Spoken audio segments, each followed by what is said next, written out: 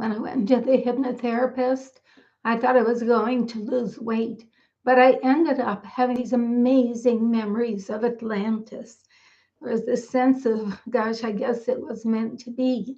However, the amazing memories were just so challenging for me. I would say probably the one that was the worst.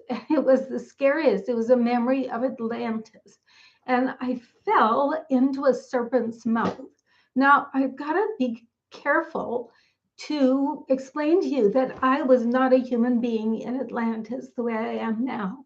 In Atlantis, I was a light being.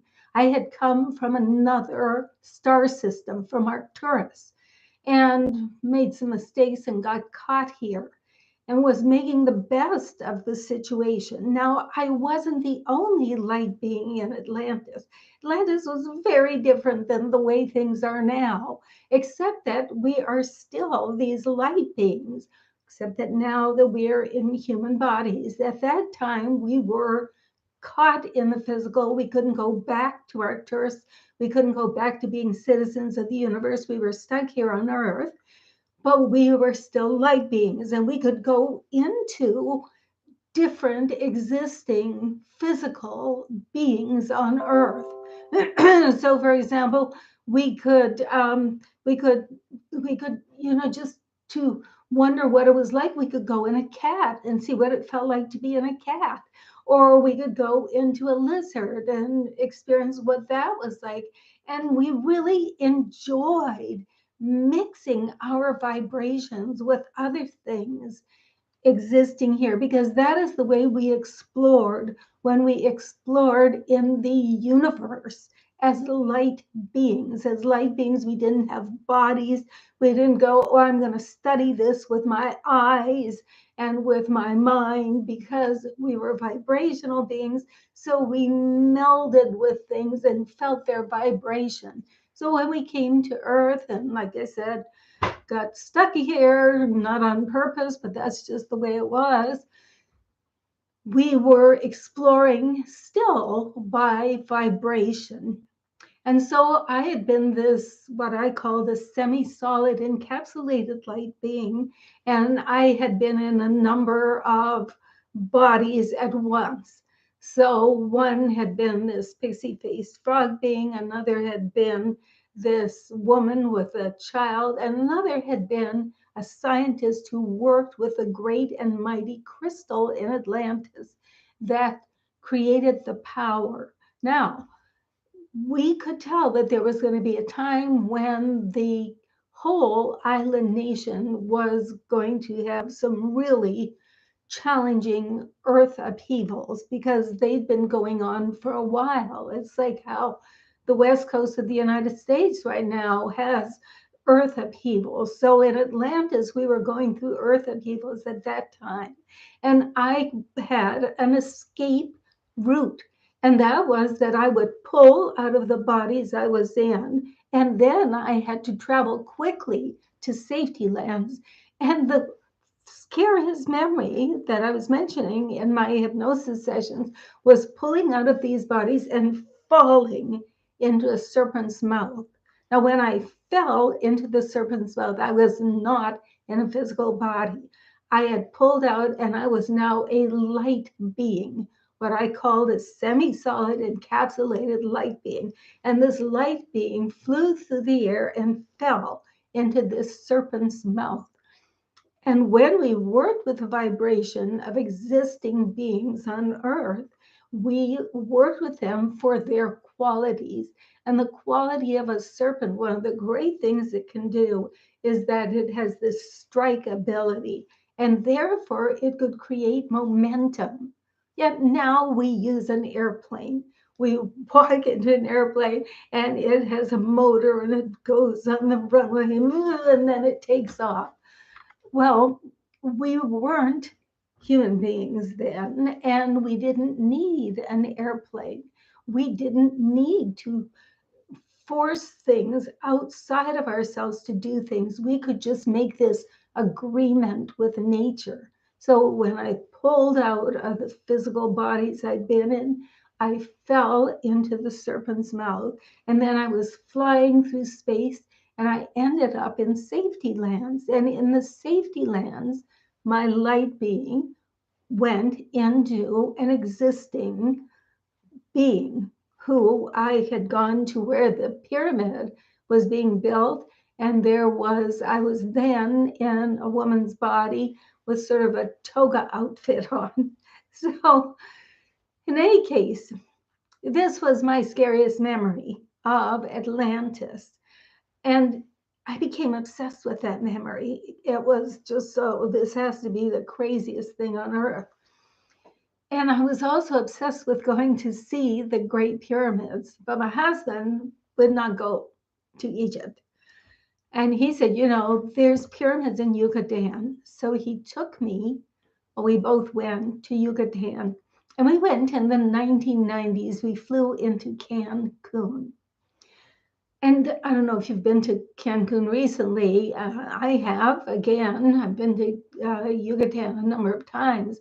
But now there is a beautiful modern airport in Cancun. And I'm one of these people that really, bathrooms matter to me a whole lot. And if the bathroom is beautiful and clean and the stalls are private, then that is a great airport as far as I'm concerned.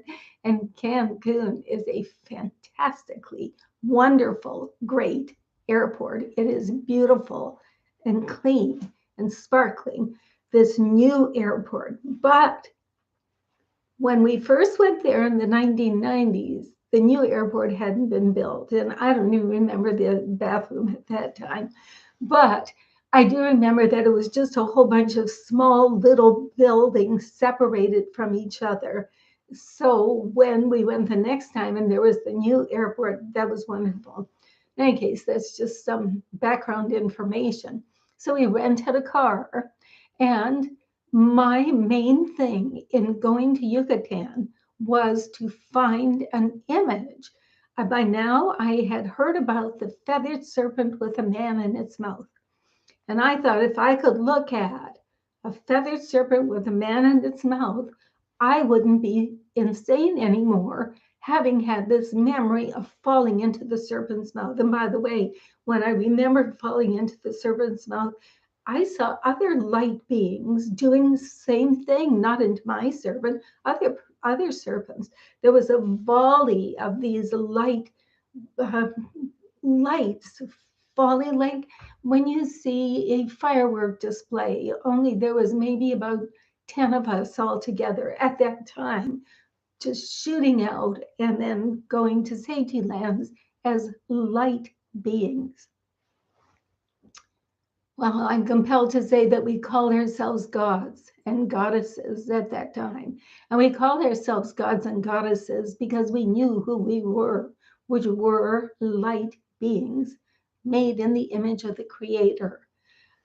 By that time, many people, many of us light beings, and we are still light beings, you are still a light being, I am as well.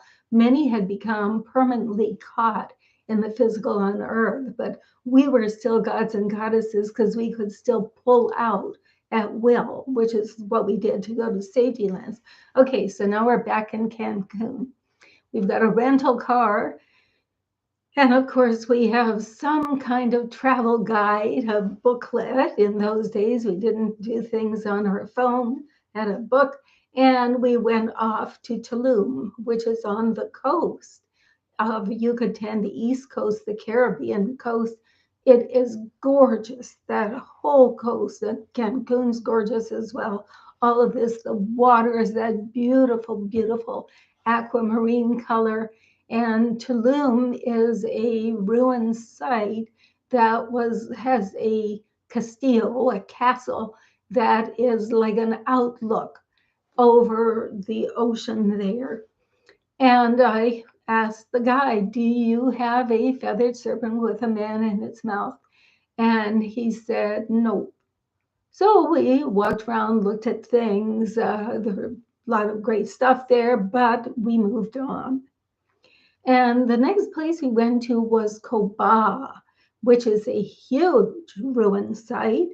and it has it's so big that you can rent bicycles or you can hire someone to drive you around in a bicycle. He's on the bicycle behind you, and you're sitting in on a little seat here, and he takes you on these pathways through what's called a jungle. But it's not a jungle like in Africa, it's a very sort of small, dry jungle in comparison to Africa. But we asked guides again in Kabah, and there is a magnificent pyramid in Kabah that I have climbed and freaked out once I got to the top because I don't know, it was like 12 stories high. And I'm not one of those guys that makes skyscrapers and is really comfortable being 12 stories up in the air. So when I got up there and looked around, I went, oh my God, I think I'm going to die. But I was okay. I had to sit down, calm myself down. And then I went down the pyramid. I'd seen other people doing this, going down the pyramid on their bottom. And now I knew why, because once they got up there and looked around, they were freaked out. By the way, I know this is an aside, but I made friends in Yucatan. My husband and I, we made friends after a while because we went back there a number of times. And one of them was a woman who was married to a Mayan man. And we found out that all those huge, big hotels, multi-storied hotels in Cancun are built largely by Mayan people and that they don't have a fear of heights. And I realized, well, we all realized that the same people who are building the modern day skyscraper hotels are the descendants of the same people who built these huge, tall pyramids that rise multiple stories up in the air. And they would go up and down these pyramids on the stairs for their religious ceremonies. Now, obviously, these people do not have built into them any kind of fear of heights. They're just comfortable way up there at the top. So we went to go, we walked around, we rode bicycles around, we had bicyclists drive us around. And we asked the guides, and they said, no, no men in feathered serpents' mouths here. So we went on.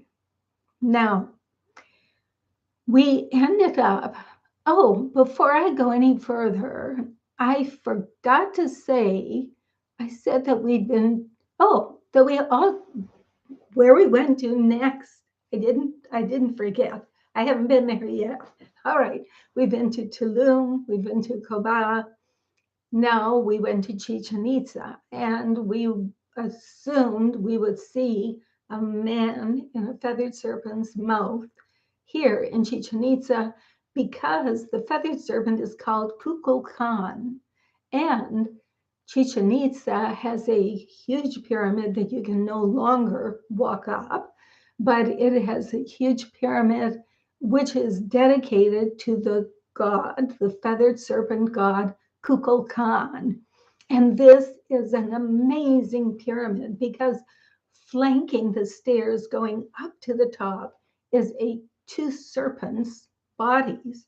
Now, some people think, well, this fascination that the Maya have with the feathered serpents, it must be Kundalini force, because there is in the Eastern religions the idea of the Kundalini rising up the spine like a snake, lifting its head in the strike position, which is the way the serpent was when I fell into its mouth. It was up like this, its mouth was open, and there was a light beam. I fell into the serpent's mouth.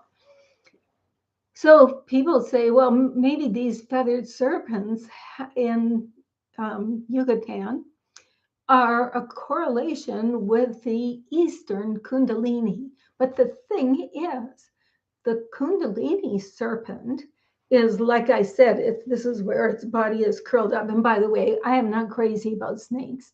Don't think that I'm talking about this because I love snakes. No, no, no. As a light being that wasn't in a physical body that dies the way mine does, as a light being, I was fine with all kinds of animals and experiencing their vibration by melting into them. But as a human being, I am not really keen on snakes, not like Indiana Jones, you know. Anyway, getting back to the Kundalini. The Kundalini's got the serpent head on top. This is supposed to represent your head up here with the pineal gland and the pituitary here, the third eye. But the serpent in Chichen Itza is not with the head at the top. The serpent is with the head at the bottom, and its mouth is open. God, I can't do this with the way my arm goes. But anyway, the serpent's mouth is down here, and then its body goes straight up this way on either side of the stairs. And this serpent is so big that if you walk up to it, you could put yourself in, a little ball. You could definitely get your head into that huge serpent's mouth at the bottom of the staircase in Chichen Itza. Well, when I saw this serpent, I got a little bit encouraged because that serpent is saying basically what my experience was. And this is a feathered serpent. I think it's got stylized feathers on it. But anyway, so you would go into the serpent's mouth down here at the bottom, and then it would take you in its body into space, which was my experience. That serpent in Chichen Itza on the side of the staircase is created to give you the feeling of going into the serpent and ending up going up into space. So I was like, okay, things are getting close to my memories of Atlantis. And I gotta say to you, modern day archaeologists don't know what these images are. They don't know why the Maya had to make these pictures of feathered serpents with men in their mouths.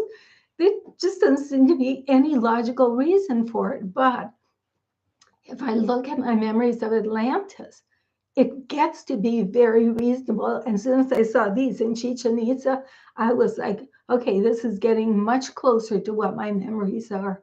Now, I should mention also, if you're thinking of going to look at these ruins at the equinox in the spring and the fall, I believe both times, but definitely in the spring, because I was there for it during one of my trips to Yucatan.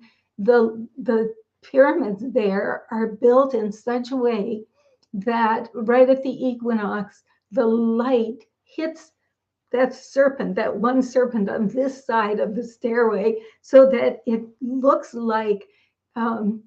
just like a serpent. I mean, it's the shadows and the light on the side of it make triangular shapes going all the way up. It is really fantastic and worth going to see. And it doesn't happen, based on my experience when I was there, because throngs and throngs and throngs of tourists are there at that time. But you can also see it the day before, the day after, maybe even 2 days before and 2 days after.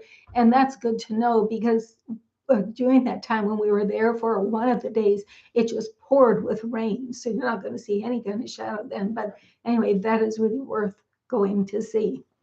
So that also, again, the serpent goes up into the sky. But we did not find, or anyway, when we asked the guides, they did not direct us to a serpent, feathered serpent with a man in its mouth. Now, this picture that I have on my thumbnail, if you saw the thumbnail for this live stream, that is a photo of a feathered serpent with a man in its mouth that was taken in the museum in Merida, which is the capital of Yucatan. So we went to that museum and we found a feathered serpent there. But we also found one, a feathered serpent with a man in its mouth, because you can find feathered serpents, but not always with a man in its mouth. The next place we went was Uxmal. Now I got to spell Uxmal for you. It's Uxmal. And looking at it, you would think it would be pronounced Uxmal, but it's not. It's Uxmal. And Uxmal is a different ruin site because its main pyramid does not have sharp corners the way all the pyramids do. The pyramids in the Giza Plateau in Egypt, the pyramids in Chichen Itza, in Tulum, anywhere where there are pyramids, they have these sharp sides. But in Uxmal, the main pyramid has rounded corners. It's very unusual. And it also has an unusual creation story there, which I'm going to talk about in a subsequent video, not next video, but in the series that I'm doing about finding evidence of Atlantis in existing ruins. But because of this unusual pyramid and the unusual creation story that exists in Uxmal, I was like really hopeful that this could be the place. So again, we asked the guide, expecting them to say, no, we don't have that here, or it was here, but now it's in a museum somewhere. So we said, do you have an image of a feathered serpent with a man in its mouth? And the guy said, yes, we do. Let me take you to it. Well, when I got there, I remember I was a little bit like shaken. I remember saying, I have to be very careful that because there's stairs there that I don't make a mistake and fall. I was so excited. And let me tell you a little bit about this ruin site in Uxmal. There's another big pyramid there that's a normal pyramid with sort of the square sides. I can't remember what it's called, but it's a huge site. And there's a governor's palace, and there are many other temples there. And then there is something called the Nunnery Quadrangle. Now, that is just the name the Spanish explorers called it because there are buildings here, here, and then this is where that oval sided pyramid is. But way over here, these buildings here, they have openings in them as if there are cells. There's a top part that has a whole bunch of bas relief in stone on them. And then underneath, there's these openings that look like it could have been a nunnery or a place where monks were, where each of the openings, the doors, would have been to a cell. So it's the Spaniards who call it a nunnery quadrangle. And maybe some existing Maya in that area know what it was originally called. A lot of this memory of these ruins, because they were built in what's called the Classic period, which is like from around 250 to 900 or so, or a little bit later, CE. Much of that information became lost when the Maya had their, we don't know why, there's all these theories, they sort of had a huge collapse.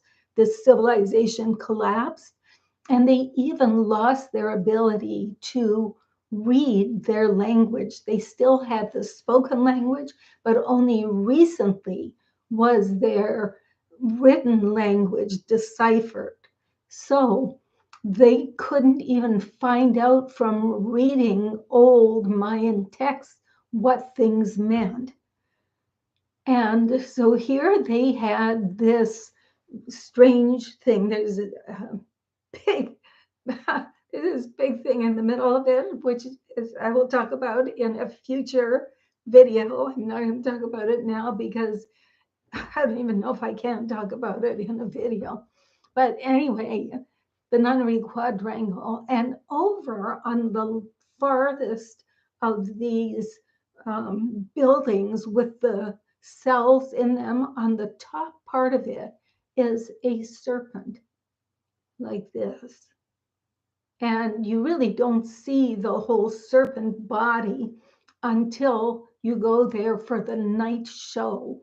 And then they put these lights on. And when I went there recently, they made up this whole story about this young man and this woman, which has nothing to do with the serpent up there. And they didn't even put the serpent picture on, they didn't light it up. But when I went there in the 1990s, they did light it up. They lit up that serpent. And you can also see when you stand there, but because it's all made out of stone, it's hard to tell the serpent body from everything else. And so you go along here, and I hope I'm doing this correctly, because things are opposite when I'm here compared to how you're seeing me. In any case, at one end, either at this end or this end, because I'm kind of confused about right and left right now. What you're seeing, maybe it's at this end for you, is the serpent's mouth. And in the serpent's mouth was a man's head. Now, the man's head in that serpent is not a terrified head. The man in that serpent's mouth is not going, not only that, if it was a real serpent who was eating the man, because there are some huge serpents that have eaten humans, it would be eating it likely head first. Maybe not, but likely head first, in which case you'd only see the man's feet.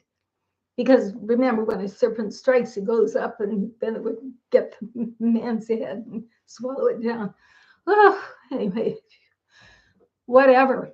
This is a stylized serpent, and then it's got the head, the mouth of the serpent, and it's got the man's looking out just like this, as if he's just enjoying the scenery. And as soon as I saw that, and you know what's really interesting? When I asked to find out about that, about 3 or 4 guides came over to be with me. These are Mayan people. And I don't know if they're wondering who I am and why I'm asking about it or what. But, and like I said, that was a long time ago. Anyway, I was like, okay, I'm not insane. This is a memory. My memory is likely real, and these Mayan people likely have a similar memory. And remember, my experience was in Atlantis. This was my transportation to safety lands. And Yucatan could very well have been a safety land as well, because it has existed for a long time, even at the time when Atlantis was supposed to be in the Atlantic Ocean. So let's say that this carving then with this serpent, oh, the other thing that was really exciting is that around the head of the serpent with the man in its mouth and its body through here, are stylized images of stars. It was exactly in my memory. That serpent, the reason they put feathers on the serpent was because the serpent can fly, or it can create flight. And the reason they made the stars was because it was flying, well, not through space, but through the sky. And that was exactly my memory, my scariest memory of Atlantis. And then I went, well, I'm not the only one. Now, just in case you're saying, well, you know what, this classic period in Yucatan. And by the way, I invite you to write in the chat what your impressions are of what I'm saying. Do you think it's cuckoo? Is this interesting? You know, I'd be interested to hear what you have to say. In any case, just in case you think that because this image was made by the Maya, that it was an experience of the Maya, the ancient Maya, I don't think so. I think, see, it was supposed to be their religion, the Kukulkan religion. So their religion was a memory of something that went long ago. For example, if you're a Christian, and you probably know people who are Christians if you're in the West, there are people who might have a necklace with a cross on it, or they might have a crucifix in their house. That doesn't mean that they were there for the crucifixion of Christ. It means, and there are so many books written about this in the Bible and everything else, but it happened thousands of years ago. Well, I think it was the same thing with this Kukulkan, the feathered serpent, that this is a memory that the ancient Maya first kept alive through an oral tradition. And then eventually, when they got language, they started writing it in their glyphs and made images of it. And it became a religion based on a long ago. Uh, it's not exactly a tradition that was kept alive over the centuries and millennia of this amazing thing that occurred in their location to those people. Does that make sense? Anyway, that is my estimation of it. I'm going to check my notes now to make sure that I remembered to say everything. I think I did. I'm doing pretty good. Yay. How often does that happen? I got it all. All right. I'm looking for questions in the chat. I don't see them. I'm very happy that you're here with me now. And next week, which is going to be Thursday, April 20th at 1 p.m. again, I'm going to continue on this series. And this series is about finding evidence of Atlanteans in ancient ruins, basically based on my past life memories of Atlantis. I invite you to join me then Thursday, April 20th at 1 p.m. Oh, here, I have a question. Hi, what do you know about the Olmec people? Are they Atlanteans too? Well, I did go down to, gosh, I can't remember where the Olmec statues are, and I took pictures of them, and they have to be, because they have to be Atlanteans or memories of Atlanteans, or Atlantean people come to Yucatan. Now, the interesting thing about the Olmec people is that they have an African look to their faces, and people are trying to understand all of that. My intuitive feeling, I had to go to see those Olmec heads because of that, wondering myself. And um, I think that this is also part of that tradition. And in fact, it might have been the Olmec originally who were the ones who were transported.